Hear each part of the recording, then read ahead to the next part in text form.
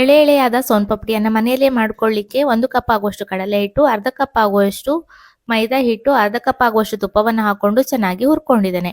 ನಂತರ ಅದೇ ಬಾಣಲೆಯಲ್ಲಿ 1 ಕಪ್ ಆಗುವಷ್ಟು ಸಕ್ಕರೆ, ಮುಳುಗುವಷ್ಟು ನೀರನ್ನು ಹಾಕಿ ಚೆನ್ನಾಗಿ ಕುದಿಸ್ಕೊಂಡಿದ್ದೇನೆ. ಉಂಡೆ ಕಟ್ಟಲಿಕ್ಕೆ ಬರ್ತದೆ ಅನ್ನುವಾಗ ಇದಕ್ಕೆ 1 ಟೇಬಲ್ ಚಮಚ ಆಗುವಷ್ಟು ಲಿಂಬೆಹಣ್ಣಿನ ರಸವನ್ನು ಹಾಕೊಂಡು ಚೆನ್ನಾಗಿ ಪಾಕ ಗಟ್ಟಿ ಆಗುವ ತನಕ ಕುದಿಸ್ಕೊಂಡು ಕೌಂಟರ್ ಮೇಲೆ ತುಪ್ಪ ಸವರಿ ಅದಕ್ಕೆ ಪಾಕವನ್ನು ಹಾಕೊಂಡು ಸ್ವಲ್ಪ ಬಿಸಿ ಇರುವಾಗಲೇ ಅದನ್ನು ಈ ರೀತಿ ಎಳ್ಕೊಳ್ತಾ ಇದ್ದೇನೆ.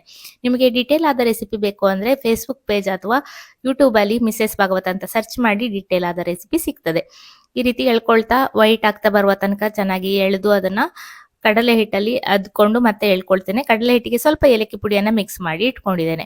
ಈ ರೀತಿ ಎಳಿತಾ ಹೋದ ಹಾಗೆ ಹಿಟ್ಟೆಲ್ಲ ಖಾಲಿ ಆದ ನಂತರ ಒಂದು ಬಾಕ್ಸ್ ಅಲ್ಲಿ ಹಾಕೊಂಡು ಸೆಟ್ ಮಾಡ್ಲಿಕ್ಕೆ ಇಡ್ತಾ ಇದ್ದೇನೆ. ಸ್ವಲ್ಪ ಹೊತ್ತಾದ ನಂತರ ಅದನ್ನ ಬೇಕಾದ ಆಕೃತಿಗೆ ಕಟ್ ಮಾಡ್ಕೊಂಡ್ರೆ ರುಚಿಯಾದ ಸೋನ್ ಪಪಡಿ ರೆಡಿ. ಖಂಡಿತ ನೀವು ಟ್ರೈ ಮಾಡಿ ನೋಡಿ. ಇಷ್ಟ ಆದ್ರೆ ವಿಡಿಯೋಗೆ ಒಂದು ಲೈಕ್ ಮಾಡಿ, ಚಾನಲ್ ಅನ್ನು ಫಾಲೋ ಮಾಡಿ.